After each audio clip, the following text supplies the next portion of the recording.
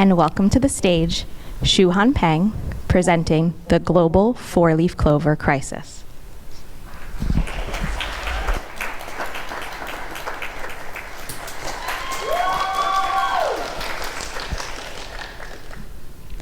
The first time I caught a fish, I was 8 years old in the back lot of a ShopRite, fishing in an almost dry pond.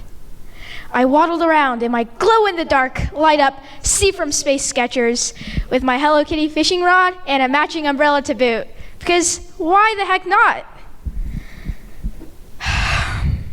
It was sunny outside. In the middle of my third existential crisis, I felt a tug.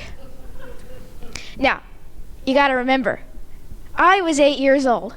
My life motto was, when in doubt, forget about the reel on your fishing rod. So that's exactly what I did. I pulled with all my might, muddying my shoes, scraping my beloved Skechers against dirt and dead grass, and I reeled in a monster of a carp. I named him Fred. Fred ended up flopping back into the water because I was distracted by a shiny thing on the ground. How unlucky. The second time I caught a fish, I was 11 years old. I had ditched the Hello Kitty merch by then and had biked to a neighboring pond all by myself. I stood inches away from the water on top of the dam's wall, feeling like I was on top of the world, when I felt a pull. Deja vu. This time around, I was 11. So my life motto was, when in doubt, get pulled into the water by a fish. And that's exactly what I did, of course. The suddenness of the bite got to me, and I let a 6-pound bass drag me into the murky depths of the reservoir. It was not my greatest moment, believe me. How unlucky. Believe it or not, I actually managed to, 1, not let go of the fishing rod, 2, crawl out of the water while still holding on to the fishing rod, and 3, become sopping wet, but with a 6-pound fish who yanked me into the water. I named him John. He was quite the naughty one. The most recent time I caught a fish, I was 12 years old. At 12, my life motto was, when in doubt, forget about the rod itself and use your phone for half the time, because you're Generation Z and proud of it. So of course, that's exactly what I did, once again. I kept one hand on the rod and let the line just chill on the brink of the water. And then I felt a pull. I had miraculously caught a little fish by doing absolutely nothing. Go figure. I named him Todd and tried to take a picture, and during this time, Todd disappeared. Say it with me now. How unlucky. I'm ashamed to admit that I've caught a total of 3 fish in my lifespan.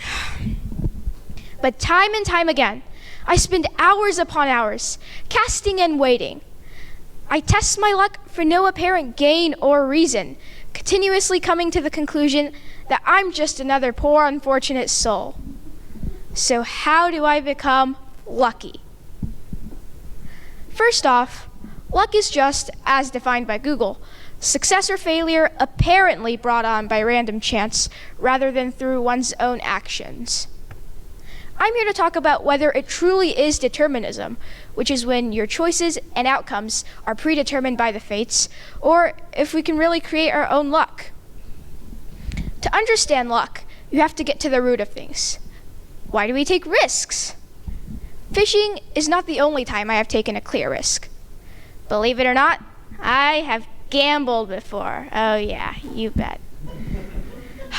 I recall it quite vividly. The first time I gambled, I was 13 years old and on a cruise ship, making me about 183% more reckless. So of course, I was more excited by the prospect of a slots machine than I was about the entire cruise vacation itself. I had brought a whopping $1 to the 7th floor slots area, and as I inserted that dollar into the nearest slots machine, heart pounding, I prayed for Mr. Washington to treat me well, and I hit the button. I had won, so I hit it again, and I won. With my luck, I ended up turning Senior George Washington into a nice, fresh Ulysses Grant. I skipped back to my cabin feeling like $1,000,000. And more than anything, I wanted to gamble again, because this time, when I took a risk, I got lucky. But let's just keep that little anecdote between you and I, shall we? Anyways, human life itself would be black and white without risk. I mean, imagine living a life where there are no chances of success or failure, just everlasting 9 to 5 days with a calculated plan for the rest of your life. How boring would that be? Humans are instinctively greedy, so taking risks is just a part of everyday life. Without risk, we just are not fulfilled. According to the National Institute of Health, we take risks because of overconfidence in our abilities or our luck.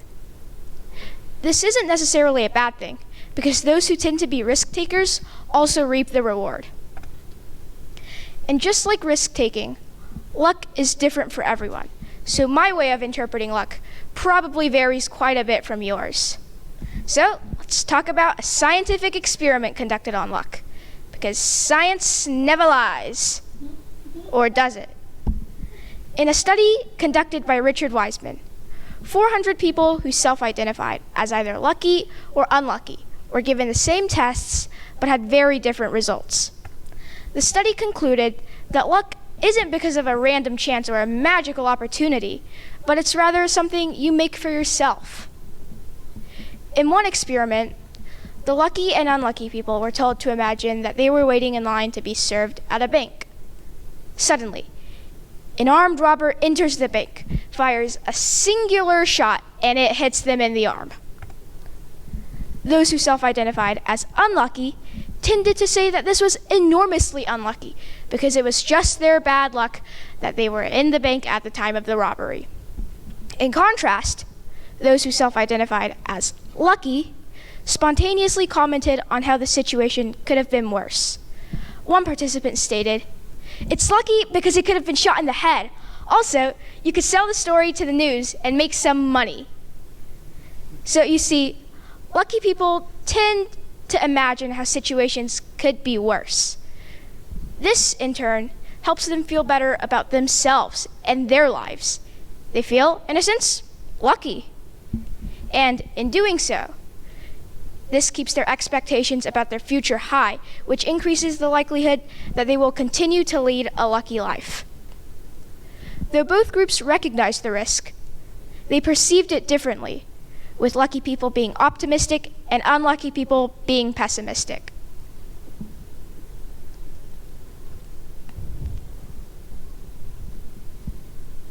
Personality tests conducted in both this experiment and others have concluded that unlucky people are generally tense and anxious, which disrupts their ability to notice opportunities and try new things. So perhaps my excited and giddy attitude towards the slots machine was why I was able to get lucky. Ultimately, Wiseman's experiments revealed that lucky people create their own fortune by noticing chance opportunities, listening to their intuition, maintaining positive expectations, and adopting a resilient attitude. To test the conclusion of this experiment, I decided to go fishing. Once again.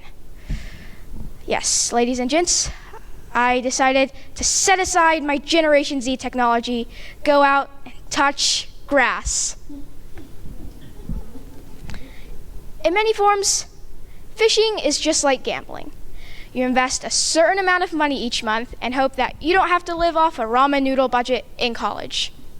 Well, for me, maybe there was less risk involved, you could say. You see, I had what we would call a very generous benefactor. Thanks, Dad. Now, I decided to fish for 9 times throughout the entirety of what we'll call the luck trials. For the first trial, I took the good old rod and salmon eggs out to the creek, creating an opportunity for myself and becoming a martyr for couch potatoes. I was absolutely determined to reel in a beast and felt that the initial confidence I showed in myself would, in some way, manifest as a fish on my rod. There is always a particular feeling you get when you feel the first signs of a bite. No matter how small the fish is, the feeling, the rush of adrenaline, the frenzied reeling in of the line, this is the true excitement of fishing. Of course, I didn't get the honor to experience this prestigious moment. I went home at night empty-handed, and the raccoons laughed at me all the way back. I lost, but I had to try again.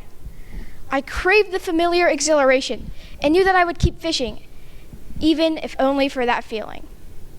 The next 7 trials, though, were quite similar to the first.